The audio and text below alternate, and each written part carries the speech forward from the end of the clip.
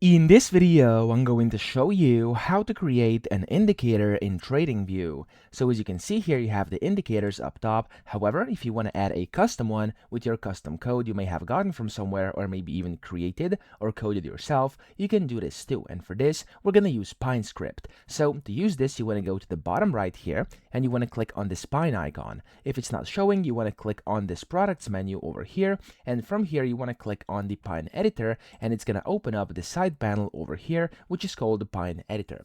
Now, to actually create an indicator, what you want to do is click on the whatever name is up here, and then you want to click on create new and click on indicator.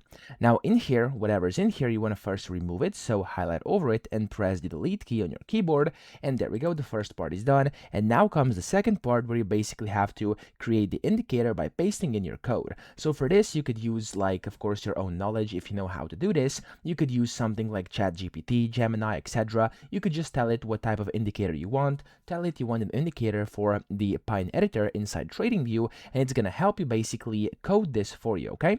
Then you can just copy the code, you can paste it in here, and you'll see it's gonna look like this. This is just some example I created. Of course, you can go and give it a name as well by clicking over here and then rename. And of course, for example, I'm gonna name this one test indicator like this, and I'm gonna click on save.